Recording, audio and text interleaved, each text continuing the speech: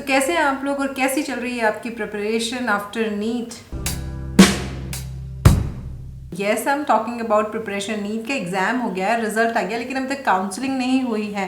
So this is the best time when you can prepare yourself for the counselling. अगर आप NEET UG counselling 2020 में participate कर रहे हैं तो आपको प्रिपरेशन में लग जाना चाहिए था, और अगर आप नहीं लगे हैं तो आज से ही प्रिपरेशन में लग जाइए कि आपको किस तरीके से अपने कॉलेजेस को फिल करना है, क्या आपकी प्रायोरिटी होनी चाहिए, किस तरीके से आपके जो कॉलेज की सिलेक्शन है वो आपके फ्यूचर को इम्पैक्ट कर सकती है। सो अभी आज हम इसी टॉपिक पे बात कर रहे हैं कि कौन से ऐसे कॉलेजेस हैं जो कि टॉप रैंक में आ रहे हैं। आपको लिस्ट बना लेनी है कि आपको किस तरीके का कॉलेज चाहिए, कहाँ आप प्रेफर करेंगे जाना, किस तरीके के कॉलेज में पढ़ना, किस तरीके की लैंग्वेज के लोगों के साथ रहना, और फ्यूचर में आप कौन से स्टेट में जाना पसंद करेंगे।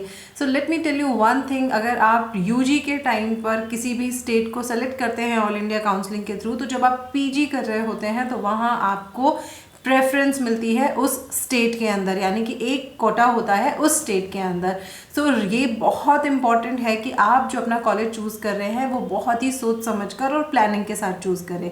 सबसे इम्पॉर्टेंट बात जो किसी भी कॉलेज को चूज़ करने के अंदर आती है वो आती है कि कौन सा कॉलेज बेटर है, कौन से कॉलेज के अंदर जाने पर ज़्यादा अच्छी स्टडीज़ मिलेंगी, एक्सपोजर्स अच्छे होंगे, या फील्ड बहुत अच्छा है, डिपार्टमेंट बहुत अच्छा है, इंस्ट्रूमेंटेशन वहाँ उस हॉस्पिटल का कैसा है, किस तरीके से वहाँ पर स्टडीज़ पर ध्यान दिया जाता है। ये सारी चीज़ें बहुत इंपॉर्टेंट होती हैं। जब हम किसी भी काउंसलिंग में पार्टिसिपेट कर रहे होते हैं तो हमें उसके लिए थोड़ी सी प्रिपरेशन कर लेनी चाहिए।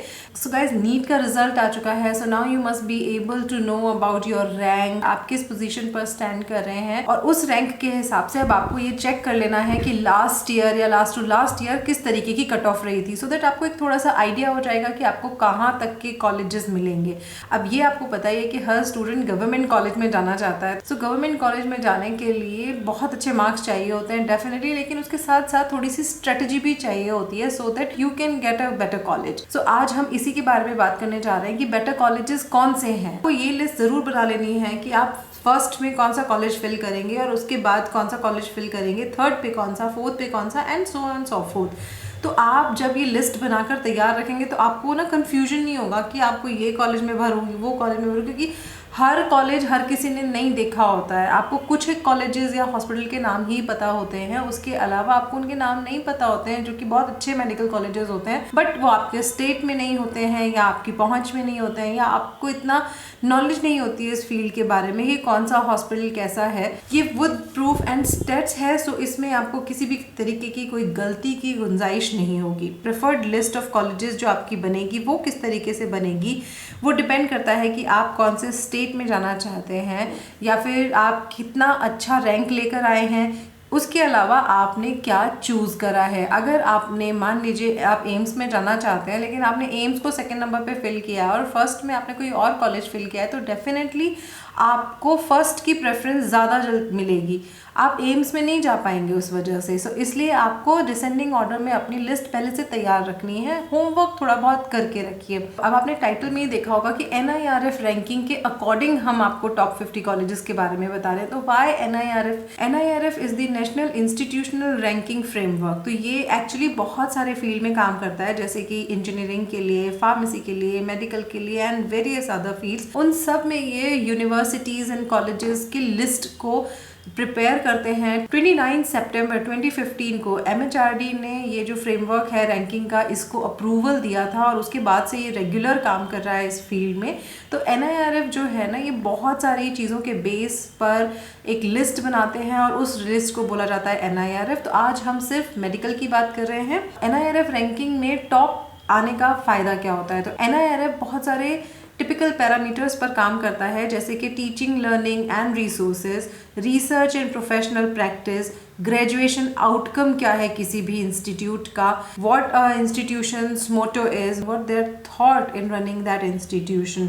सो बहुत सारे ये जो पैरामीटर्स हैं इनके बेसिस पर NIRF जो है ये रैंकिंग निकालता है। अब NIRF रैंकिंग में हायर रैंकिंग आने का मतलब ये है कि किसी भी इंस्टीट्यूट में ये जो पैरामीटर्स हैं, लाइक टीचिंग, फैसिलिटीज़, या फिर किसी भी इंस्टीट्यूट का मोटो या परसेप्शन जो भी है, ये सारी चीज़ें उस इंस्टीट्यूट में काफ़ी अच्छी हैं, यानी कि moral morally and instrument wise and patient wise the hospital is going well. So इसका मतलब ये है कि अगर आप एक ऐसे इंस्टीट्यूट में जाते हैं जहाँ ये एक मॉरली साउंड प्लेस है टू स्टडी एंड वर्क, तो डेफिनेटली ये आपको बहुत ही अच्छे बैकग्राउंड पर लाके खड़ा कर देगा। नेशनल रैंकिंग जो है ये मोटिवेट करती है हायर एजुकेशनल इंस्टीट्यूट्स को to do better, to make every effort to improve their ranking. NIRF ranking का बेनिफिट क्या है, वो ये है कि कोई भी कॉलेज जो बेटर रैंकिंग पर आता है तो उसको फंड ज़्यादा मिलता है। फंड ज़्यादा मिलने का मतलब है कि किसी भी, मान लीजिए फॉर एग्जांपल किसी भी हॉस्पिटल के अंदर अच्छा काम हो रहा है, दैट मीन्स उनका मैनेजमेंट जो है वो बहुत अच्छा काम कर रहा है, तो उनको फंड ज़्यादा मिलेगा so that they can work even better. Then increase public trust. Obviously rank अगर high है that means those institutions are having better quality and better facilities for the patients and the students, so it improves public trust. Then brand बनता है, definitely brand है। अब आज AIIMS है, एक brand है, एम्स के नाम से हॉस्पिटल में एडमिशन्स होते हैं, तो इसमें आप कोई जानते नहीं हो किसी को भी, लेकिन फिर भी अगर आपको ऐसी कोई प्रॉब्लम या इश्यूज आ जाते हैं जहाँ पर आपको पेशेंट को हॉस्पिटल जाना है and if you want to seek the highest possible advice then you will go to AIIMS. Even students को अगर पढ़ना होता है तो for studies they want to go to AIIMS. Student जो कि हायर रैंक में होते हैं तो वो इंस्टीट्यूट की जो रेपुटेशन है उसको और अच्छा बढ़ाते हैं। Before coming to the next main point, I want to request you something that please if you are liking this video and if you think that this video or any other video of our channel is helping you out in any other way, so please click that subscribe button. Now next come to the main point. So talking about the medical ranking, first AIIMS New Delhi. Everyone knows if a person is going to prepare for MBBS, they know that they have to reach till the AIIMS because that is the main ultimate goal of any medical student. Why AIIMS? So AIIMS is the best institute in India, state of the art facilities, the best possible teachers in India, the best students goes there, so it's quite amazing to get that rank. This is the topmost institute in India, so the candidate must have top 100 or 200 rank. If you want to know more about AIIMS, like why only AIIMS, what are the benefits अगर आप AIIMS में जाते हैं तो, या फिर कैसे आप एम्स में जा सकते हैं और क्या क्या कोर्सेज एम्स में होता है, तो उसके लिए पूरा एक वीडियो मैंने बनाया हुआ है, so you can go and check it out. I will give the link somewhere here और here, then you can go and check from the description also, but first पहले आप ये वीडियो पूरा देख लीजिए। I will give the link for the NIRF ranking list so that you can download the link from there directly. You can modify the list according to your preference of choice, so you can go with them, but this list definitely will give you an idea of how you can prepare your list of colleges, and then you can definitely reshuffle them according to your choice and preferences.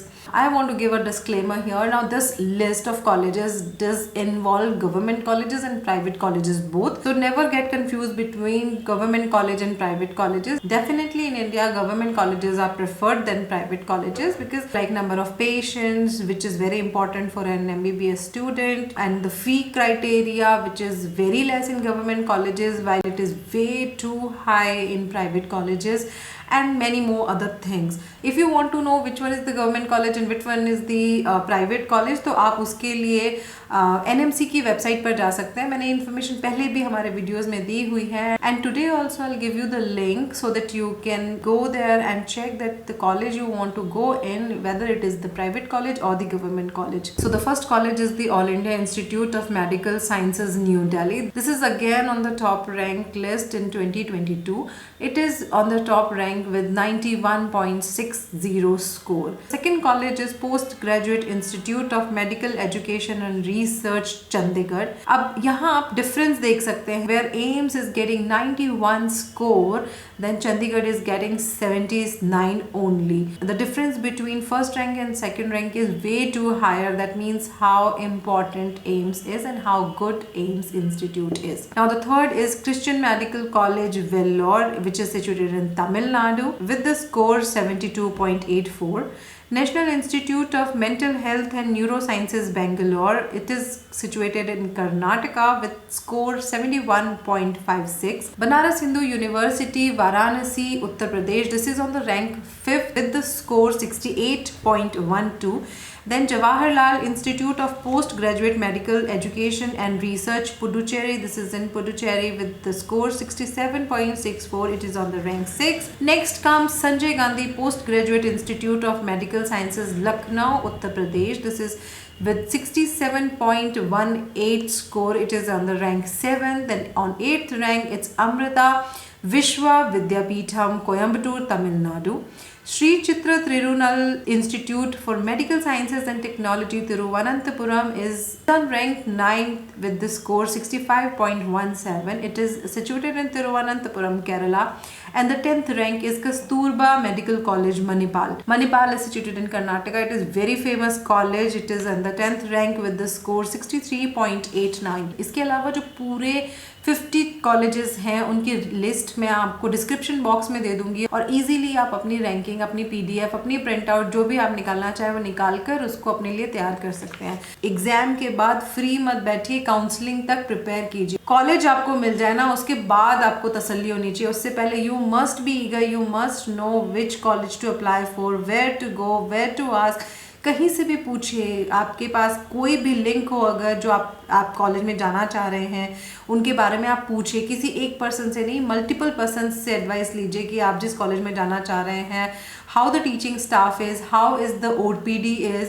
OPD मतलब out patient department, यानी patient कितने आ रहे हैं, क्योंकि MBBS student के लिए सबसे important है कि वो ज़्यादा से ज़्यादा पेशेंट्स को देखे। उसके अलावा आप ये देखिए कि वहाँ का फैकल्टी कैसी है। सिटी से बहुत ज़्यादा दूर होगा तो आप इस बात को मान के चलिए कि वहाँ पेशेंट्स कम होंगे, सिटी में होगा तो ज़्यादा होंगे। सो इस तरीके से आप अपना पूरा जो एल्गोरिदम है वो तैयार रखिए सो दैट काउंसलिंग के टाइम पे आप ना कंफ्यूज नहीं होंगे। मैंने बहुत सारे स्टूडेंट्स को देखा है जो कि आके कंफ्यूज होते हैं कि कौन सा कॉलेज भरूँ, और फिर वो बस लास्ट में जो भी लिस्ट बचती है ना उसमें हर कॉलेज को टिक करते जाते हैं। For further help you can comment us in the comment section और you can contact us for counselling if you want to. In the next video we are coming soon with the cut off जो कि last year की क्या थी, तो आपको ये अंदाज़ा रहेगा कि किस तरीके से आपकी कौन सी रैंक आ रही है और लगभग आप किस रैंक तक या किस कॉलेज तक आप पहुंच पाएंगे during counselling. It will give you a handy idea of which college you are going to opt in and how many counselings you have to participate in. I hope you like the video. Please do not forget to subscribe our channel. Thank you so much.